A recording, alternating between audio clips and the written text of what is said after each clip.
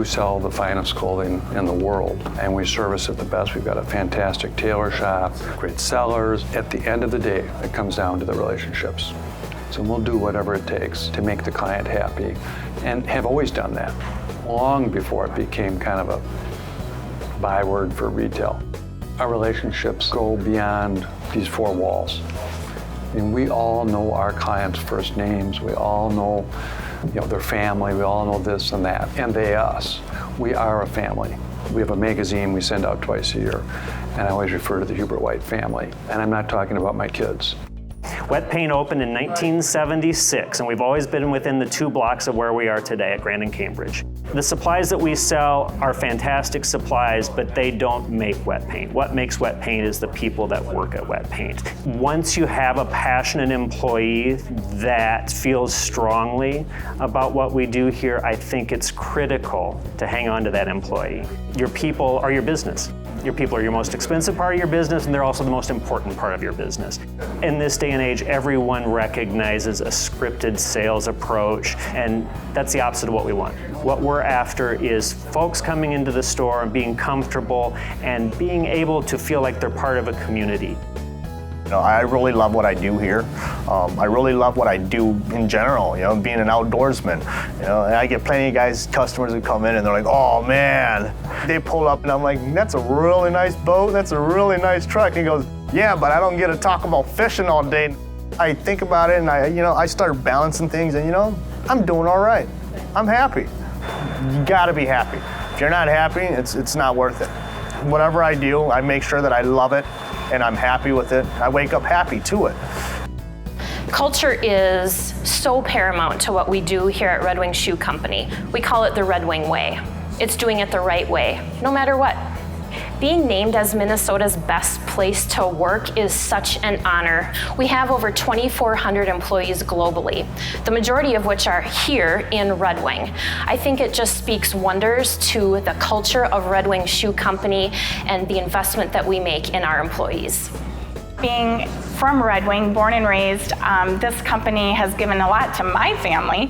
Now I'm going to get choked up. My family has worked for Red Wing Shoe for 45 years, and that is a story in itself. All right, here we go. In today's labor market, employees have a lot of different options, and some of the things that really matter to them when it comes to their workplace is flexibility. For retailers, they're really feeling the crunch in today's labor market. One, attracting new hourly talent to the workplace, and then the second is retaining them.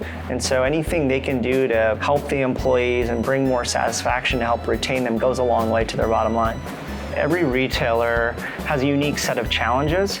We've been able to adapt and be very flexible to meet those needs from a technology perspective. One of the ways that we've gone above and beyond to exceed retailers' expectations is being able to move fairly quickly within the organization, as well as integrating with existing technology. So they don't necessarily need to replace anything they're doing, but they can augment what they're already doing with a technology like Branch.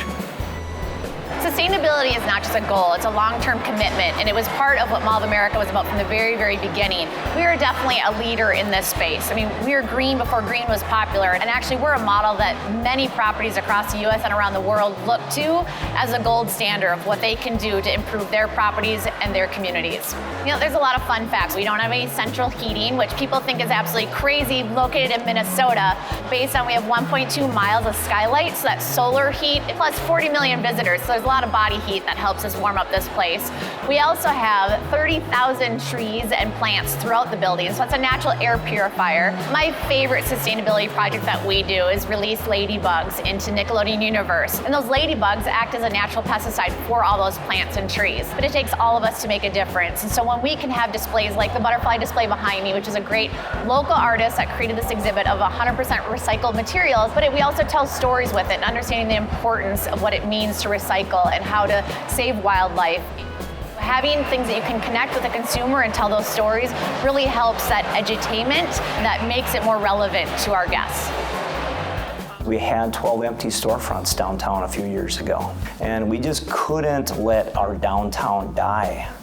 And that was really the whole impetus of starting this Destination Downtown Business Challenge. The program is comprised of 3 phases, and phase 1 is just to get as many people interested and in the pool as possible. And phase 2 is intensive business planning. We do not want to set someone up to fail. So they spend about 2 months just on their business plan.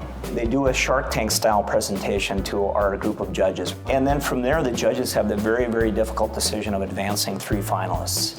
Those 3 finalists will be put up to the community for an online vote, and the community will decide the winner of more than $135,000 in prizes. We were really proud to help entrepreneurs bring their dreams to life. When we first started this, we were trying to think outside the box and do something that would really be a creative, innovative way to make a difference for our downtown. To us, this is a whole community award, and we're very proud to receive it. We're going to celebrate our 40th anniversary this year. And we're just a family business, so just the fact that we could hold our family together for 40 years is a pretty good deal. One of the biggest issues that I worked on is the border adjustment tax. That was a tax that would have increased our cost of business by about 40%. Not that we buy anything from overseas, but our suppliers do. It was going to have a huge impact on our cost of doing business. And we went to Washington and we explained that to our elected officials, and they understood, and eventually it was withdrawn. If you're a constituent, they will meet with you. They do care about you. They may disagree on a few things, but that face-to-face contact is so critical. Make it personal. Tell them why this proposed legislation affects you and your ability to stay in business and keep your prices competitive.